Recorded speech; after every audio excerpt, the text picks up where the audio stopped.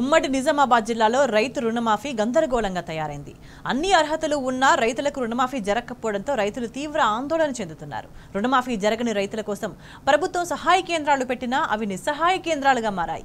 కేసీఆర్ ముఖ్యమంత్రిగా కొనసాగిన సమయంలో రుణమాఫీ జరిగిన సమయంలో ఇలాంటి గందరగోళ పరిస్థితులు ఎదుర్కోలేదన్నారు రైతులు. అరిచేతుల వైకుంఠం చూపిస్తుంది రుణమాఫీ. ముఖ్యంగా ఏంటంటే లక్ష లోపు రుణమాఫీ అన్నప్పుడు లక్ష లోపు రుణమున్న ప్రతి రైతుకు రుణమాఫీ వచ్చేది ఇంతకుముందు. ఇప్పుడు ఆ పరిస్థితి లేదు. రుణమాఫీ ఎవరికి అవుతుంది, ఎవరికి అయితే లేదు. ఇంకోటి బ్యాంకుల దగ్గర కూడా రిపోర్ట్ లేదు. వాళ్ళు బ్యాంకు మేనేజర్లను అడిగితే కూడా మీరు అగ్రికల్చర్ అధికారులను అడుగుర్రి, వారి దగ్గర రిపోర్ట్ ఉంటుందని.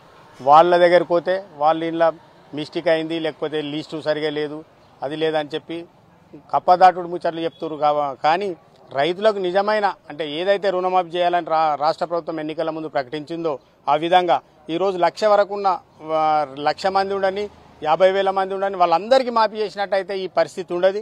క్షేత్రస్థాయిలో ఏం జరుగుతుంది, మీ అధికారులను పెట్టి జిల్లాకు ఒక అధికారిని పెడతారా, ఎట్లా పెడతారా పరిశీలించి రైతులందరికీ మాఫీ చేయాలని చెప్పి ఈ సందర్భంగా మేము డిమాండ్ చేస్తున్నాం. రేషన్ అందరికీ రుణమాఫీ అన్నాడు, కానీ ఇప్పుడు చేసిండు ఏమంటే రేషన్ కార్డు లేని వాళ్ళకు రుణమాఫీ లిస్టులో రాలేదు పేరు.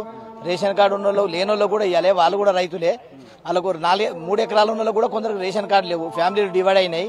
అది అప్పటి లెక్కలు ఉండే. ఇప్పుడు రేషన్ కార్డు ఇచ్చినాక రుణమాఫీ చేస్తామంటే వాళ్ళకి ఎంత లేట్ అవుతుంది. ఇప్పుడు ఈ రోజు ఏమన్నా 2 లక్షలది 15 తారీఖు కాదు, తర్వాత కూడా పేపర్లు వచ్చింది ఈ రోజు. అది కూడా పద్ధతి కాదు. 15 తారీఖు లోపల వేస్తున్నాడు. 15 తారీఖు లోపల అందరు రైతులకు ఖచ్చితంగా 2 లక్షల లోపల రుణమాఫీ వేయాలి. 10 లక్షలు 10,000 వేసిండు, నేను 7,000 వేస్తాను. 7,000 లేవు, రూపాయలు లేవు.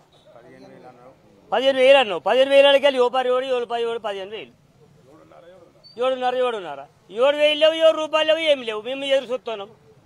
మరి ఆటైనా నాకు మీరు కందించండు కేసీఆర్ గారు. రుణమాఫీ అయింది, మరి రుణమాఫీ లేదు. రైతు బంధు ప్రతి సంవత్సరం టైంకి ఇచ్చి మేము టైంకి వ్యవసాయం చేసుకున్నాము, మసాలు తెచ్చుకున్నాము, నాటేసుకున్నాము. ఇప్పుడు ఈ ప్రభుత్వం వచ్చిన ఇంకా ఏసీ కూడా సగం కాలం వెళ్ళిపోయింది. 3 నెలలు 2 నెలలు అయిపోయింది. 2 నెలలు అయినా కానీ రైతు బంధు లేదు. రైతులకు చాలా ఇబ్బంది అవుతుంది. ట్రాక్టర్ల కిరాయిలు, కూలీల కిరాయిలు, మరి ఫర్టిలైజర్లు అన్నీ ఇది వరకు చేసినాము. అన్ని అప్పులు తెచ్చి వ్యవసాయం చేస్తున్నాము.